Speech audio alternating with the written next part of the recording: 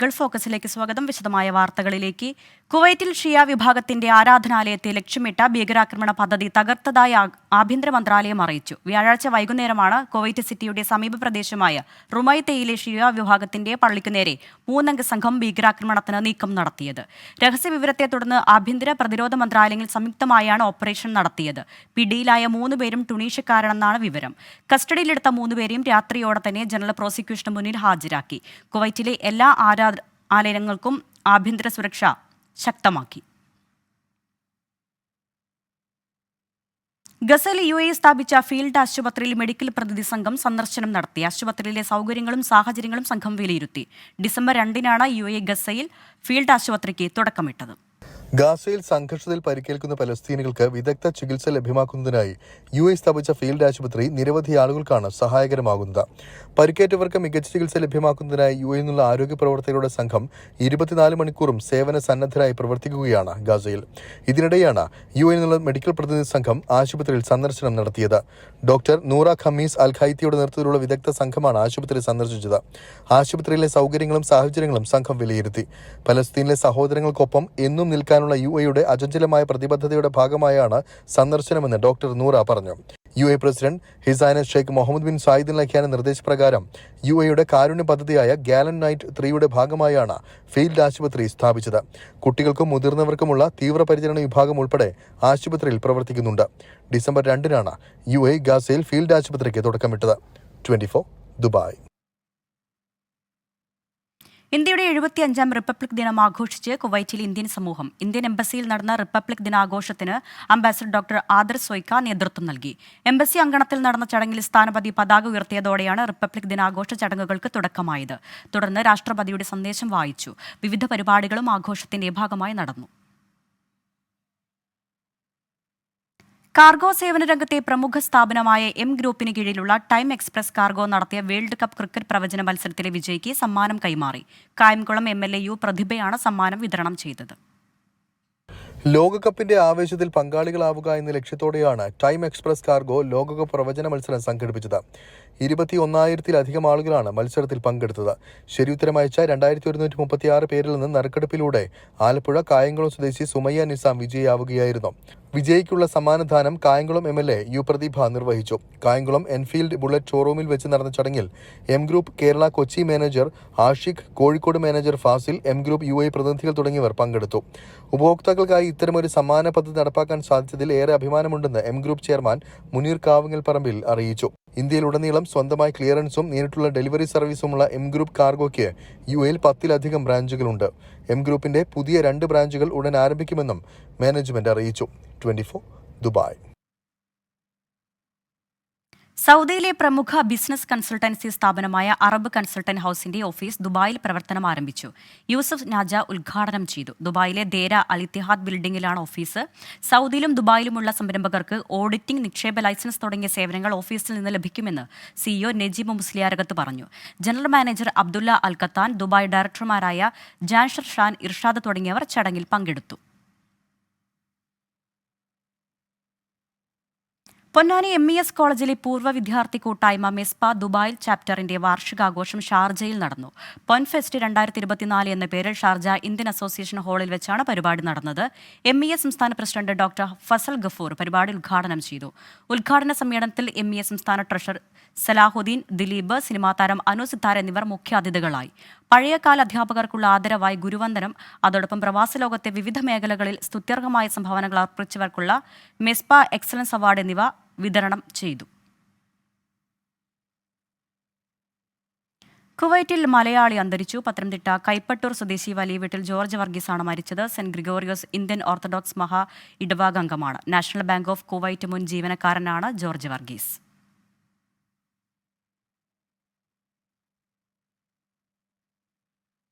സുരക്ഷാ വീഴ്ചയെന്ന ഗവർണർ ആരിഫ് മുഹമ്മദ് ഖാന്റെ ആരോപണത്തിൽ കേരളത്തോട് റിപ്പോർട്ട് തേടി കേന്ദ്ര ആഭ്യന്തര മന്ത്രാലയം. ചീഫ് സെക്രട്ടറിയോടാണ് കേന്ദ്രം മറുപടി ആവശ്യപ്പെട്ടത്. അതേസമയം ഗവർണറുടെയും രാജ്ഭവന്റെയും സുരക്ഷ CRPF ഏറ്റെടുത്തു. ഇതിന് പിന്നാലെയാണ് കേന്ദ്രം കേരളത്തോട് റിപ്പോർട്ട് തേടിയത്.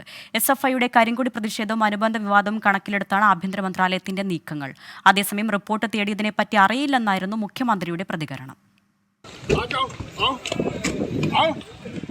കൊല്ലം നിലമേലിലെ നാടകീയ സംഭവങ്ങൾക്ക് പിന്നാലെ SFI പ്രതിഷേധത്തിന്റെ സാഹചര്യം ഗവർണർ ആരിഫ് മുഹമ്മദ് ഖാൻ കേന്ദ്രത്തെ അറിയിച്ചു. ഇതിന് പിന്നാലെയാണ് ചീഫ് സെക്രട്ടറിയോട് കേന്ദ്ര ആഭ്യന്തര മന്ത്രാലയം റിപ്പോർട്ട് തേടിയത്. ഗവർണറുടെ സുരക്ഷ Z+ കാറ്റഗറിയിലേക്ക് ഉയർത്തി ആഭ്യന്തര മന്ത്രാലയം ഉത്തരവിട്ടു. പിന്നാലെ രാജ്ഭവന്റെയും ഗവർണറുടെയും സുരക്ഷ CRPF ഏറ്റെടുത്തു. 30 അംഗ CRPF സംഘത്തിനാണ് ഗവർണറുടെ സുരക്ഷാ ചുമതല. പിന്നാലെയാണ് CRPF സംഘം രാജ്ഭവനിലെത്തിയത്. മസ്കറ്റ് ഹോട്ടലിലെ പരിപാടിക്കും തുടർന്ന് വിമാനത്താവളത്തിലേക്കും CRPF സംഘം ഗവർണറെ അനുഗമിച്ചു. കേന്ദ്രത്തോട് സുരക്ഷ ആവശ്യപ്പെട്ടില്ല എന്നാണ് ഗവർണർ ആരിഫ് മുഹമ്മദ് ഖാൻ പ്രതികരിച്ചത്. I never asked for additional security. It is central government's own decision. കേരളത്തിൽ നിലവിൽ മുഖ്യമന്ത്രിക്ക് മാത്രമായിരുന്നു Z+ സുരക്ഷ ഉണ്ടായിരുന്നത്. ഇതാണ് ഗവർണർക്കും രാജ്ഭവനും പുതുതായി ഏർപ്പെടുത്തിയത്. SPG സുരക്ഷയ്ക്ക് ശേഷമുള്ള ഏറ്റവും ഉയർന്ന സുരക്ഷാ പരിരക്ഷയാണ് Z+ കാറ്റഗറി. ഈ സുരക്ഷാ സംവിധാനത്തിൽ CRPF കമാൻഡോകൾക്കൊപ്പം 55 സുരക്ഷാ ഉദ്യോഗസ്ഥരും ഉൾപ്പെടും. അതേസമയം കേന്ദ്രം റിപ്പോർട്ട് തേടിയ കാര്യം തന്റെ ശ്രദ്ധയിൽപ്പെട്ടിട്ടില്ലെന്ന് മുഖ്യമന്ത്രി പറഞ്ഞു. 24 തിരുവനന്തപുരം. ഗവർണർ ആരിഫ് മുഹമ്മദ് ഖാനെതിരെ പരിഹാസവും വിമർശനവും തുടർന്ന് മുഖ്യമന്ത്രി പിണറായി വിജയൻ. കേരളത്തിൽ CRPF സുരക്ഷ ലഭിക്കുന്ന RSS പ്രവർത്തകരുടെ പട്ടികയിൽ ആരിഫ് മുഹമ്മദ് ഖാന്റെ പേരുകൂടി ചേർത്ത് വച്ചായിരുന്നു മുഖ്യമന്ത്രിയുടെ മറുപടി. പ്രതിഷേധങ്ങൾ ഉണ്ടാകുമ്പോൾ അധികാരികൾ ഇറങ്ങിച്ചെന്ന് പോലീസിനോട് FIR ആവശ്യപ്പെടുന്നത് ജനാധിപത്യത്തിന് നിരക്കാത്ത കാഴ്ചയാണ്. നയപ്രഖ്യാപനം വായിക്കാൻ സമയമില്ലെങ്കിലും ഗവർണർ റോഡിൽ 1.5 മണിക്കൂർ കുത്തിയിരുന്നു. സുരക്ഷാ കാര്യങ്ങൾ കേന്ദ്രം റിപ്പോർട്ട് തേടിയതായി ശ്രദ്ധയിൽപ്പെട്ടിട്ടില്ലെന്നും മുഖ്യമന്ത്രി പറഞ്ഞു. ഗവർണറുടെ അതേ വാക്കുകളാണ് പ്രതിപക്ഷ നേതാവ് ഉപയോഗിക്കുന്നതെന്നും വിമർശിച്ചു. നമ്മുടെ കേരളത്തിൽ ഇപ്പം തന്നെ ചിലർക്ക് കേന്ദ്ര സുരക്ഷയുണ്ട്. അത് ഒന്ന് കൊടുങ്ങല്ലൂരിലെ സുന്ദരൻ ഗോവിന്ദൻ, ആലുവയിലെ സുജിത്ത്, ആലങ്ങാട്ടെ സുധി, ആലുവയിലെ രാമേന്ദ്രൻ, കൊടുങ്ങല്ലൂരിലെ സജീവൻ, ഇവരെല്ലാം RSS പ്രവർത്തകരാണ്. ആ പട്ടികയിൽ ആരിഫ് മുഹമ്മദ് ഖാനും പെട്ടിരിക്കുന്നു. അദ്ദേഹം കേരളത്തിൻ്റെ ഗവർണർ എന്ന നിലയിലുള്ള ആ പ്രത്യേക സ്ഥാനവും പദവിയും ഉപയോഗിച്ച് നേടിയിരുന്ന സുരക്ഷയിൽ നിന്ന് മാറി കേരളത്തിൽ ചില RSSകാർക്ക് നേരത്തെ കേന്ദ്ര ഗവൺമെൻറ് ഒരുക്കിയിട്ടുള്ള സുരക്ഷയുടെ സൗകര്യത്തിൻ്റെ ആ കൂടിൽ ഒതുങ്ങാനാണ് അദ്ദേഹം ഇപ്പോൾ തയ്യാറായിട്ടുള്ളത്. പോലീസ് നിർവഹിക്കേണ്ട ഡ്യൂട്ടി എന്താ? ഈ പോകുന്നയാൾക്ക് പോകാനുള്ള സൗകര്യം ഉണ്ടാക്കണം, യാത്രക്കുള്ള സൗകര്യം ഉണ്ടാക്കണം. പ്രതിഷേധത്തിന് വരുന്നവരെ അവർ സ്വാഭാവികമായിട്ട് തടയും. അതിൻ്റെ ഭാഗമായുള്ള നിയമ നടപടികളുണ്ടെങ്കിൽ ആ നിയമ നടപടികൾ സ്വീകരിക്കും. ആ നിയമ നടപടികൾ ഞാൻ പറയുന്നത് പോലെ സ്വീകരിക്കണം. ആ FIR എന്നെ കാണിക്ക് എന്ന് ഏതെങ്കിലും ഒരാൾ ഇങ്ങനെ ഒരു സംഭവ സ്ഥലത്ത് ഇറങ്ങി നിന്നിട്ട് ആ FIRന് വേണ്ടി സമരം നടത്തുന്ന സ്ഥിതി നമ്മൾ കണ്ടിട്ടുണ്ടോ? അത് സാധാരണ ചെയ്യാൻ പാടുള്ളൊരു കാര്യമാണോ? അപ്പോൾ നമ്മുടെ ജനാധിപത്യ സംവിധാനത്തിലുള്ള തുടർച്ചയായുള്ളൊരു നിലപാടിന് വിരുദ്ധമായ നിലപാടാണ് ആരിഫ് മുഹമ്മദ് ഖാൻ എന്ന കേരളത്തിലെ ഗവർണർ സ്വീകരിക്കുന്നത്. അതാണ് നമ്മൾ ആദ്യം കാണേണ്ടത്. ജനാധിപത്യ വഴക്കങ്ങളില്ലേ, അതിൽ നിന്നെല്ലാം വ്യത്യസ്തമായി കേരളത്തിന് മാത്രമായിട്ട് പോകാൻ കഴിയുമോ? അതിൽ നിന്നെല്ലാം വ്യത്യസ്തമായി ആരിഫ് മുഹമ്മദ് ഖാൻ എന്ന ഗവർണർ നിലപാടെടുത്ത് നടപ്പാക്കാൻ കഴിയുമോ? മനസ്സിലാക്കേണ്ട കാര്യം, ഏത് അധികാരസ്ഥാനവും വലുതല്ല, അതിനു മേലെയാണ് നിയമം. ആ നിയമത്തിന് കീഴെയാണ് ഏത് അധികാരസ്ഥാനവും. ആ നിയമമാണ് സുപ്രീം. അത് കാണണം. എന്താ കേരളത്തിൽ CRP നേരിട്ട് ഭരിക്കുമോ? CRPയെ കേരളം കാണാത്ത ഒരു കാര്യമാണോ? എന്താണ് അദ്ദേഹം ധരിച്ചിട്ടുള്ളത്? CRPക്ക് നേരിട്ട് കേസെടുക്കാൻ പറ്റുമോ? CRPക്ക് നേരിട്ട് ഇറങ്ങി കാര്യങ്ങൾ നിർവഹിക്കാൻ പറ്റുമോ? അദ്ദേഹത്തിൻ്റെ സുരക്ഷയ്ക്ക് ഏതെങ്കിലും തരത്തിലുള്ള പ്രശ്നങ്ങൾ ഇതുവരെ ഉണ്ടായിട്ടുണ്ടോ? ഇവിടെ ആരോഗ്യം നല്ല ഫിറ്റാണെന്ന് അദ്ദേഹം പറഞ്ഞതായിട്ട് കണ്ടു. അതിൽ വലിയ സംശയം ആർക്കും ഉണ്ടാവില്ല. പക്ഷേ എന്തെങ്കിലും ആരോഗ്യ പ്രശ്നം ഉണ്ടോ എന്നുള്ളതും പരിശോധിക്കുന്നത് നല്ലതാണ്. പലതരത്തിലുള്ള ആരോഗ്യ പ്രശ്നങ്ങളുണ്ടല്ലോ. അതിൽ ഏതെങ്കിലും തരത്തിലുള്ള പ്രശ്നങ്ങൾ അദ്ദേഹത്തെ ബാധിച്ചിട്ടുണ്ടോ എന്നതും പരിശോധിക്കുന്നത് ഈ ഘട്ടത്തിൽ നല്ലതാണെന്നാണ് തോന്നുന്നത്. നയപ്രഖ്യാപന പ്രസംഗത്തിൻ്റെ കാര്യം പറഞ്ഞല്ലോ. സാങ്കേതികമായി ആദ്യത്തെ വാചകവും അവസാനത്തെ വാചകവും വായിച്ചാൽ എല്ലാം വായിച്ചു എന്നുള്ള തരത്തിൽ കണക്ക് കൂട്ടാം. പക്ഷേ എന്താണ് അദ്ദേഹം കാണിച്ചത്? കേരളത്തോടുള്ള അവഹേളനമാണ് ഉണ്ടായിട്ടുള്ളത്. അതേസമയം ഭരണഘടനയെ അവഹേളിക്കുന്ന നിലപാടുമാണ് ഉണ്ടായിട്ടുള്ളത്. അതാണ് പിന്നീടുള്ള അദ്ദേഹത്തിൻ്റെ പ്രതികരണങ്ങൾ വ്യക്തമാക്കുന്നത്. അദ്ദേഹത്തിന് നയപ്രഖ്യാപന പ്രസംഗം വായിക്കാൻ സമയമില്ല. 1.5 മണിക്കൂർ റോഡിൽ കുത്തിയിരിക്കാൻ നല്ല സമയമുണ്ട്. വളരെ ബേഷ്. അത്തരത്തിലുള്ള പ്രകടനങ്ങൾക്ക് അദ്ദേഹത്തിന് ഒരു പ്രയാസവും ഇല്ല. സർക്കാർ ഗവർണർ പോരിനെ തുടർന്ന് സംസ്ഥാനം ഇന്ന് കണ്ടത് സമാനതകളില്ലാത്ത സംഭവവികാസങ്ങളാണ്. കൊല്ലത്ത് SFI പ്രതിഷേധത്തിനെതിരെ റോഡരികിൽ 1 മണിക്കൂറിലേറെ കസേരയിട്ടിരുന്നാണ് ഗവർണർ പ്രതികരിച്ചത്. DGP നേരിട്ട് വിളിച്ചിട്ടും അനുനയത്തിന് വഴങ്ങിയില്ല. ഇതോടെ പോലീസും വലഞ്ഞു. തിരുവനന്തപുരത്തും SFI പ്രതിഷേധം തുടർന്നു. എല്ലാത്തിനും പിന്നിൽ മുഖ്യമന്ത്രിയാണെന്ന് ഗവർണർ ആരോപിച്ചു. കൊല്ലം സദാനന്ദ ആശ്രമത്തിൽ നടക്കുന്ന ചടങ്ങിനായി ഗവർണർ വരും വഴിയാണ് പ്രതിഷേധത്തിന്റെ തുടക്കം. നിലമേലിൽ വെച്ച് SFIയുടെ കരിങ്കൊടി പ്രതിഷേധം. കാറിൽ നിന്നിറങ്ങി പ്രതിഷേധക്കാർക്ക് നേരെ നടന്ന ഗവർണറുടെ അപ്രതീക്ഷിത നീക്കം.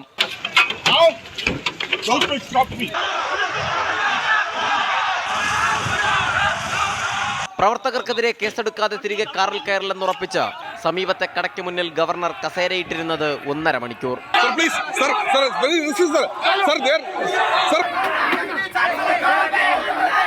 അതിനിടയിൽ പ്രധാനമന്ത്രിയെയും കേന്ദ്ര ആഭ്യന്തരമന്ത്രിയെയും ഫോണിൽ വിളിച്ച് ഗവർണർ വിഷയം ധരിപ്പിച്ചു. പ്രതിഷേധം അവസാനിപ്പിച്ചത് SFIക്കാർക്കെതിരെ രജിസ്റ്റർ ചെയ്ത കേസിന്റെ FIR പകർപ്പ് ലഭിച്ച ശേഷം മാത്രം. തിരുവനന്തപുരത്തെ തൈക്കാട് ഗസ്റ്റ് ഹൌസിലെ പരിപാടിക്ക് എത്തുന്നതിനിടയിലും SFI പ്രതിഷേധമുണ്ടായി. വെയിലത്ത് നിന്ന് വലഞ്ഞ ഗവർണർക്ക് സംഭാരം നൽകി പ്രതിഷേധിക്കാനായിരുന്നു SFI തീരുമാനം. പ്രവർത്തകരെ പോലീസ് അറസ്റ്റ് ചെയ്ത് നീക്കിയെങ്കിലും പോലീസ് വാഹനത്തിനുള്ളിൽ നിന്നും കരിങ്കൊടി.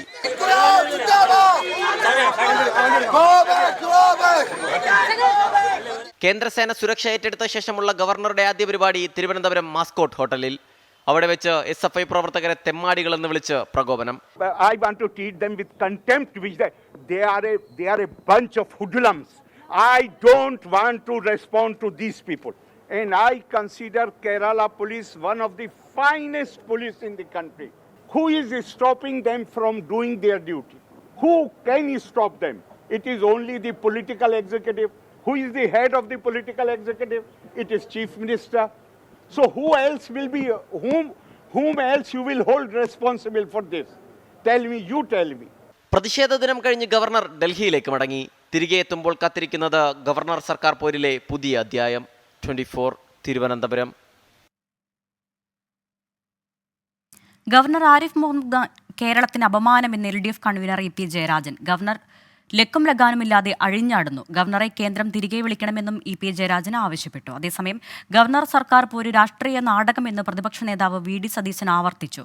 ഗവർണർ ആരിഫ് മുഹമ്മദ് ഖാനെ അപായപ്പെടുത്താൻ ഗൂഢാലോചന നടക്കുന്നതായി കേന്ദ്ര സഹമന്ത്രി V മുരളീധരനും ആരോപിച്ചു. ഒരധികാരവുമില്ലാത്ത സ്ഥാനമാണ് ഗവർണർ. യഥാർത്ഥത്തിൽ ഗവർണർ പദവി ആവശ്യമില്ലാത്തതാണ്. ഏതെങ്കിലും ഗവർണർ ഇങ്ങനെ പ്രകോപിതനായി ഒരു ലക്കും ലഗാനുമില്ലാതെ ഇങ്ങനെ അഴിഞ്ഞാടിയിട്ടുണ്ടോ? ഇത് ഞാൻ ചോദിക്കുന്നത്, എത്ര നാളായി ഈ രാഷ്ട്രീയ നാടകം കേരളത്തിൽ നടക്കുന്നു? ഇത് നാടകമല്ലാതെ പിന്നെ എന്താണുള്ളത്? ഗവൺമെൻറ് എപ്പോഴാണ് പ്രതിസന്ധിയിലാകുന്നത് അപ്പോഴെല്ലാം ഈ ഗവർണർ വേഴ്സസ് ഗവൺമെൻറ് നാടകം നടന്നുകൊണ്ടിരിക്കുകയാണ്. LP സ്കൂളിൽ പഠിക്കുന്ന കുട്ടികളല്ലേ രണ്ടുപേരും? കണ്ടാൽ മിണ്ടില്ല, ഒരാൾ തിരിഞ്ഞു നിൽക്കും, ബൊക്കെ കൊടുക്കുമ്പോൾ ഇങ്ങനെ കൊടുക്കും. ഇതൊക്കെ ആരെ കാണിക്കാൻ വേണ്ടിയിട്ടാണ്? പറ്റിയാൽ അപായപ്പെടുത്താൻ അടക്കമുള്ള ആസൂത്രിതമായിട്ടുള്ള ഗൂഢാലോചനയ്ക്ക് കാരണമെന്താ? CRPF വരും. കേരള പോലീസിനെ ആശ്രയിച്ച് ജീവിക്കേണ്ടതില്ല കേരളത്തിലെ ഗവർണർ. അഴിമതിക്കെതിരായിട്ട് ശക്തമായിട്ടുള്ള നിലപാടുമായിട്ട് ഗവർണർക്ക് മുന്നോട്ട് പോകാം. ഡൽഹിയിലെ കേന്ദ്രവിരുദ്ധ സമരം സമ്മേളനമാക്കി ചുരുക്കിയെന്ന വാർത്ത അടിസ്ഥാനരഹിതമെന്ന് മുഖ്യമന്ത്രി പിണറായി വിജയൻ. സമരത്തെ ലളിതവൽക്കരിക്കാൻ ഉദ്ദേശിച്ചാണ് ചിലർ ഇത്തരം വാർത്ത പ്രചരിപ്പിക്കുന്നതെന്ന് മുഖ്യമന്ത്രി പറഞ്ഞു. കേന്ദ്ര സർക്കാർ കേരളത്തെ സാമ്പത്തികമായി ഞെരുക്കുന്നുവെന്ന ആരോപണം വാർത്താ സമ്മേളനത്തിൽ മുഖ്യമന്ത്രി ആവർത്തിച്ചു. അതൊരു സമരമാണ്. നമുക്കറിയാലോ, ഏത് സമരത്തിനും ഉദ്ഘാടനം ഉണ്ടാവും, കാണില്ലേ നമ്മൾ? ആ സമരത്തെ ചിലർ അഭിസംബോധന ചെയ്യാറുണ്ട്. അപ്പോൾ ഇവിടെ അഭിസംബോധന ചെയ്യാൻ ഞങ്ങൾ വിളിച്ചത് ചില മുഖ്യമന്ത്രിമാരെയാണ്. അതോടൊപ്പം നേരത്തെ മുഖ്യമന്ത്രിമാരായിരുന്ന ചിലരെയും ഞങ്ങൾ വിളിച്ചിട്ടുണ്ട്. അതെല്ലാം BJP ഇതര മുഖ്യമന്ത്രിമാരും നേതാക്കളുമാണ്. ആ കൂട്ടത്തിൽ ഞങ്ങൾ ക്ഷണിച്ച കൂട്ടത്തിൽ നിങ്ങൾ കാണേണ്ടത് കോൺഗ്രസ് നേതാവ് ഖാർഗെയുണ്ട്. അപ്പോൾ ഇപ്പോൾ സ്വീകരിച്ച നിലപാട് കാരണം അദ്ദേഹത്തെ ഇനി വരില്ല. അപ്പോൾ ഇതൊന്നും സമ്മേളനത്തിൻ്റെ ഭാഗമല്ല, അതൊക്കെ സമരത്തിൻ്റെ ഭാഗമാണെന്ന് അറിയാത്തവരല്ല ഈ വാർത്ത കൊടുത്തത്. സമരം എന്താണെന്ന് കാണാത്തവരല്ലല്ലോ അവർ. നമ്മുടെ കേരളത്തിലോ രാജ്യത്തോ എത്രയോ സമരങ്ങൾ നടക്കുന്നു, അതിനെ പലരും അഭിസംബോധന ചെയ്യാറില്ലേ? അപ്പോൾ അത് ലളിതവൽക്കരിക്കാൻ വേണ്ടി കൊടുത്ത വാർത്ത എന്ന് മാത്രമേ അതിനെ കാണേണ്ടതായിട്ടുള്ളൂ. റിപ്പബ്ലിക് ദിനത്തോടനുബന്ധിച്ച് BMC പ്രൊഡക്ഷൻസിന്റെ ബാനറിൽ വിച്ചു പെരുകാവ് ഒരുക്കിയ എന്റെ സ്വാതന്ത്ര്യം എന്ന ഹ്രസ്വചിത്രം ശ്രദ്ധ നേടുന്നു. ബഹ്റൈൻ മീഡിയ സിറ്റിയിലെ എഡിറ്ററാണ് വിച്ചു പെരുകാവ്. BMC ചെയർമാനും മാനേജിംഗ് ഡയറക്ടറുമായ ഫ്രാൻസിസ് കൈതാരത്താണ് നിർമ്മാണം. BMCയിലെ കലാകാരന്മാരും സ്റ്റാഫുകളും ചേർന്നാണ് ചിത്രം ഒരുക്കിയിരിക്കുന്നത്. ഐമ കൊച്ചിൻ കലാഭവനിലെ സമ്മർ ക്ലാസ്സിൽ പങ്കെടുത്ത കുട്ടികളും ചിത്രത്തിൽ അഭിനയിച്ചിട്ടുണ്ട്. ചിത്രത്തിന്റെ ക്യാമറ ഒരുക്കിയിരിക്കുന്നത് പ്രജീഷ് ബാലയാണ്. Costume and makeup Sajeevan Kannapuram, audio recording Anil Tirur, background music Vichu Perukavu എന്നിവരാണ്.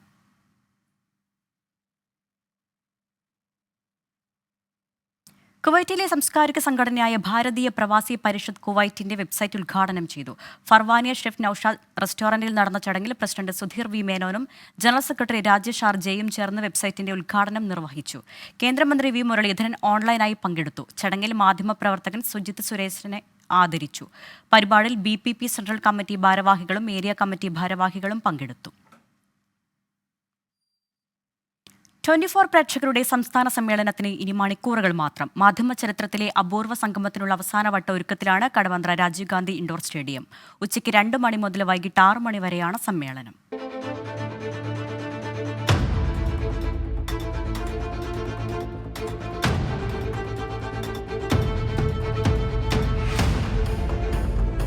പ്രേക്ഷകരെ വരവേൽക്കാൻ ഒരുങ്ങി ടീം 24. മെഗാ സമ്മേളനത്തിന് മുന്നോടിയായുള്ള അവസാനവട്ട ഒരുക്കങ്ങൾ തുടരുകയാണ്. സംസ്ഥാനത്തിന്റെ വിവിധയിടങ്ങളിൽ നിന്നുള്ള 24ന്റെ നിരവധി പ്രേക്ഷകർ സമ്മേളനത്തിൽ പങ്കെടുക്കും. പ്രേക്ഷകർക്കൊപ്പം 24ന്റെ അവതാരകരും സമ്മേളനത്തിന്റെ ഭാഗമാകും. കലാകാരന്മാർ കൂടി പരിപാടിയിലെത്തുന്നതോടെ മാറ്റുകൂടും. 4 മണിക്കൂർ നീണ്ടു നിൽക്കുന്ന മഹാസംഗമത്തിൽ നേരിട്ട് പങ്കെടുക്കാൻ കഴിയാത്ത പ്രേക്ഷകർക്കായി സമ്മേളനത്തിന്റെ ആദ്യ അവസാനം തത്സമയം സംരക്ഷണവും ഉണ്ടാവും. രാവിലെ 11 മണി മുതലാണ് രജിസ്ട്രേഷൻ തുടങ്ങുക. 5000-ലധികം പേർ സമ്മേളനത്തിലെത്തുമെന്നാണ് പ്രതീക്ഷ. ഉച്ചയ്ക്ക് 2 മണിക്ക് തന്നെ മാധ്യമ ചരിത്രത്തിലെ വിസ്മയ സമ്മേളനത്തിന് തുടക്കമാകും. 24 കൊച്ചി.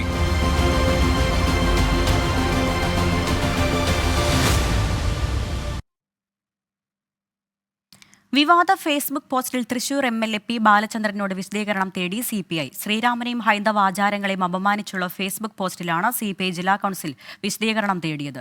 CPI ജില്ലാ എക്സിക്യൂട്ടീവിൽ നേരിട്ടെത്തി വിശദീകരണം നൽകാനാണ് നിർദ്ദേശം. 31-ന് ചേരുന്ന ജില്ലാ എക്സിക്യൂട്ടീവിൽ വിശദീകരണം നൽകണം. മറുപടി ചർച്ച ചെയ്ത ശേഷം ബാലചന്ദ്രനെതിരെ നടപടി വേണമോ എന്ന കാര്യത്തിൽ തീരുമാനം കൈക്കൊള്ളും. പോസ്റ്റ് പിൻവലിച്ച ഖേദം പ്രകടിപ്പിച്ചിരുന്നെങ്കിലും പാർലമെന്റ് തെരഞ്ഞെടുപ്പ് അടുത്തിരിക്കെയുണ്ടായ വിവാദം തിരിച്ചടിയാകുമെന്ന് കണ്ടതോടെയാണ് വിശദീകരണം തേടിയത്. ബീഹാറിൽ രാഷ്ട്രീയ കൂട്ടിക്കിഴിക്കലുകൾ തുടരുന്നു. നാളെ JDUവും NDAയും നിർണായക യോഗം ചേരും. മുഖ്യമന്ത്രി നിതീഷ് കുമാർ രാജിവെക്കുന്നതിനു പകരം RJD മന്ത്രിമാരെ പുറത്താക്കാനാണ് പുതിയ നീക്കമെന്ന് സൂചന. മഹാസഖ്യ സർക്കാരിനെ നിലനിർത്താൻ RJDയും നീക്കങ്ങൾ സജീവമാക്കിയിട്ടുണ്ട്. ഒരു വിഭാഗം JDU MLAമാർ നിലവിൽ RJDക്ക് ഒപ്പമെന്നാണ് സൂചന. ഈ സാഹചര്യത്തിൽ നിതീഷ് കുമാർ മുഖ്യമന്ത്രി സ്ഥാനം രാജിവെക്കുന്നതിനു പകരം RJD മന്ത്രിമാരെ പുറത്താക്കിക്കൊണ്ട് സർക്കാരിനെ പിടിച്ചെടുക്കാൻ ആലോചന നടക്കുന്നുണ്ട്. RJD അംഗമായ സ്പീക്കർ അവധ് ബിഹാരി ചൗധരിക്കെതിരെ അവിശ്വാസം കൊണ്ടുവന്നേക്കും. നിതീഷ് മുഖ്യമന്ത്രിയായി തുടരും. 2 ഉപമുഖ്യമന്ത്രി പദവും സ്പീക്കർ കസേരയും ഏറ്റെടുക്കാനാണ് BJPയുടെ കണക്കുകൂട്ടൽ. ആഭ്യന്തരമന്ത്രി അമിത്ഷാ, BJP ദേശീയ അധ്യക്ഷൻ JP നദ്ദ എന്നിവർ നാളെ പട്നയിലെത്തുമെന്നാണ് സൂചന. നിതീഷ് NDAയിലേക്ക് തിരിച്ചെത്തുന്നതിൽ എതിർപ്പറിയിച്ച സഖ്യകക്ഷി നേതാവ് ചിരാഗ് പസ്വാനെ ഡൽഹിക്ക് വിളിപ്പിച്ച് അമിത്ഷയും JP നദ്ദയും സാഹചര്യം ബോധ്യപ്പെടുത്തി. അതേസമയം നിതീഷിനുള്ള പിന്തുണ പിൻവലിച്ച് നിയമസഭയിൽ ഭൂരിപക്ഷം തെളിയിക്കാൻ ആവശ്യപ്പെടാനുള്ള നീക്കത്തിലാണ് RJD. ചില കാര്യങ്ങൾ നിതീഷിന്റെ നിയന്ത്രണത്തിലല്ലെന്ന് RJD നേതാവ് തേജസ് യാദവ് പ്രതികരിച്ചു. JDU, BJP എന്നീ പാർട്ടികളിലെ യാദവ മുസ്ലിം MLAമാരുമായി RJD നേതൃത്വം ആശയവിനിമയം നടത്തിയതായാണ് വിവരം. ചില കോൺഗ്രസ് അംഗങ്ങൾ തങ്ങൾക്കൊപ്പമുണ്ടെന്ന് BJP ക്യാമ്പ് അവകാശപ്പെട്ടതിന് പിന്നാലെ പൂർണിയയിൽ വിളിച്ച യോഗത്തിൽ കോൺഗ്രസിന്റെ 19 അംഗങ്ങളിൽ 5 പേർ മാത്രമാണ് എത്തിയത്. ഇതോടെ ഭൂപേഷ് ബാഗേലിനെ കോൺഗ്രസ് ബീഹാറിലേക്ക് നിരീക്ഷകനായി നിയോഗിച്ചു. 24 ഡൽഹി. ഡൽഹിയിൽ ഓപ്പറേഷൻ താമര ആരോപണവുമായി ആം ആദ്മി പാർട്ടി. MLAമാർക്ക് BJP 25 കോടി വാഗ്ദാനം ചെയ്തെന്ന് മുഖ്യമന്ത്രി അരവിന്ദ് കെജ്രിവാൾ ആരോപിച്ചു. അന്വേഷണങ്ങളിൽ നിന്ന് ജനശ്രദ്ധ തിരിച്ചുവിടാനുള്ള വ്യാജ ആരോപണമാണ് കെജ്രിവാളിന്റേതെന്ന് BJP കുറ്റപ്പെടുത്തി. ഡൽഹിയിലെ 7 ലോക്സഭാ സീറ്റുകളും ഇപ്പോൾ BJPയുടെ പക്കലാണ്. 2024-ൽ ഇവയെല്ലാം തങ്ങളുടെ അക്കൗണ്ടിൽ ചേർക്കുകയാണ് ആം ആദ്മി ലക്ഷ്യം. ഇതിനുള്ള സാഹചര്യം ഒരുങ്ങുന്നു എന്ന് മുഖ്യമന്ത്രി അരവിന്ദ് കെജ്രിവാൾ വാദിക്കുന്നു. ഇക്കാര്യം ബോധ്യപ്പെട്ട BJP അട്ടിമറി നീക്കങ്ങൾ തുടങ്ങിയെന്നാണ് ഡൽഹി മുഖ്യമന്ത്രിയുടെ കുറ്റപ്പെടുത്തൽ. 25 കോടി വീതം MLAമാർക്ക് BJP വാഗ്ദാനം ചെയ്തു. സർക്കാരിനെ അട്ടിമറിക്കാനാണ് ശ്രമങ്ങൾ നടക്കുന്നതെന്നും കെജ്രിവാൾ കുറ്റപ്പെടുത്തി. അരവിന്ദ് കെജ്രിവാളിന്റെ വാദങ്ങൾ പൂർണ്ണമായും കളവാണെന്നാണ് BJPയുടെ മറുപടി. ED സമൻസുകളോടുള്ള അരവിന്ദ് കെജ്രിവാളിന്റെ പ്രതികരണം അദ്ദേഹത്തെ ജനങ്ങൾക്ക് മുന്നിൽ പരിഹാസ്യനാക്കിയിരിക്കുന്നു. അഴിമതി അന്വേഷണങ്ങളിൽ നിന്ന് മുഖം രക്ഷിക്കുകയാണ് വ്യാജ ആരോപണം വഴി അരവിന്ദ് കെജ്രിവാളിന്റെ ശ്രമമെന്ന് BJP വക്താവ് കപിൽ മിശ്ര വ്യക്തമാക്കി. R. രാധാകൃഷ്ണൻ, 24, ഡൽഹി. ലോക്സഭാ തെരഞ്ഞെടുപ്പിൽ മത്സരിക്കാൻ ഒരുക്കമെന്ന് മുൻ ധനമന്ത്രി ഡോക്ടർ TM തോമസ് ഐസക്. 24ന്റെ firing line with KR Gopikrishnan എന്ന അഭിമുഖത്തിലാണ് പ്രതികരണം. മസാല ബോണ്ട് ഇറക്കിയതിൽ മുഖ്യമന്ത്രി ഉൾപ്പെടെയുള്ളവർക്ക് കൂട്ടുത്തരവാദിത്തമുണ്ട്. മുഖ്യമന്ത്രിയുടെ മകളുടെ കമ്പനിക്കെതിരായ അന്വേഷണം നടക്കട്ടെ എന്നും തോമസ് ഐസക് പറഞ്ഞു. സ്ഥാനാർത്ഥിത്വത്തിൽ പാർട്ടിയാണ് തീരുമാനമെടുക്കേണ്ടതെന്ന് ആവർത്തിക്കുമ്പോഴും പരിഗണനയിലുള്ള ജില്ലകൾ എണ്ണിപ്പറഞ്ഞു ഡോക്ടർ TM തോമസ് ഐസക്. പത്തനംതിട്ടയും ആലപ്പുഴയും എറണാകുളവും. ശ്രദ്ധ കേന്ദ്രീകരിക്കുന്നത് പത്തനംതിട്ടയിൽ. ഞങ്ങൾക്ക് എല്ലാവർക്കും ജില്ലകളിൽ പൊളിറ്റിക്കൽ ചാർജ് ഉണ്ട്. അതെ, എൻ്റെ ചാർജ് പത്തനംതിട്ടയാണ്. അപ്പോൾ അവിടെ നിന്ന് പ്രവർത്തിക്കും, അവിടെ നിന്ന് മത്സരിക്കാം. അത് എവിടെ നിന്നും വേണമല്ലോ, ആലപ്പുഴ നിന്നാവുമല്ലോ, എറണാകുളത്ത് നിന്നാവുമല്ലോ, പാർട്ടി തീരുമാനിക്കട്ടെ. പാർട്ടിയിലെല്ലാം ശരിയായ രീതിയിൽ അല്ല പോകുന്നതെന്നും തിരുത്തലുകൾ ഉണ്ടാകുമെന്നും ഡോക്ടർ TM തോമസ് ഐസക്. ഞങ്ങൾ തിരുത്താൻ ശ്രമിച്ചുകൊണ്ടിരിക്കുകയാണെന്ന് നന്നാവനും സമ്മതിക്കൂലേ? ഞങ്ങൾക്കറിയാമെന്ന്. ഇത് ഞങ്ങൾ പോകുന്നത് എല്ലാവരും നല്ല രീതിയിലല്ല. കാരണം രണ്ടാം വട്ടം ഭരണം വരുമ്പോൾ ഒരുപാട് ദുഷിപ്പുകളൊക്കെ കടന്നുകൂടാനുള്ള സാധ്യതയുണ്ട്. അപ്പം അതിനെതിരായിട്ട് ജാഗ്രത പുലർത്തണം. കിഫ്ബി മസാല ബോണ്ടിൽ ഒരു തെറ്റും ചെയ്തിട്ടില്ല. മസാല ബോണ്ട് ഇറക്കിയതിൽ മുഖ്യമന്ത്രി ഉൾപ്പെടെയുള്ളവർക്ക് കൂട്ടുത്തരവാദിത്തമുണ്ട്. 2 വർഷം അന്വേഷിച്ചിട്ടും എൻഫോഴ്സ്മെന്റ് ഡയറക്ടറേറ്റിന് ഒരു തെളിവും ലഭിച്ചിട്ടില്ല.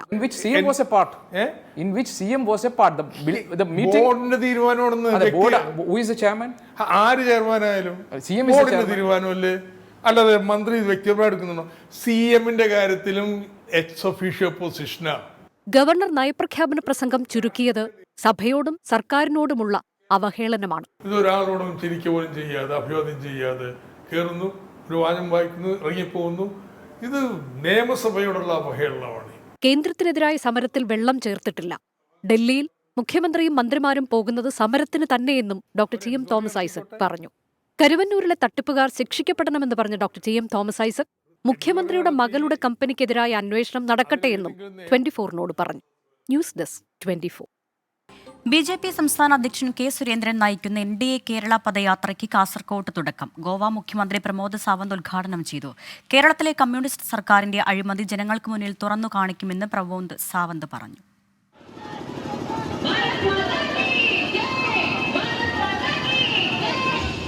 സംസ്ഥാന സർക്കാരിനെ കടന്നാക്രമിച്ചായിരുന്നു കാസർഗോട്ട് BJP പദയാത്രയുടെ തുടക്കം.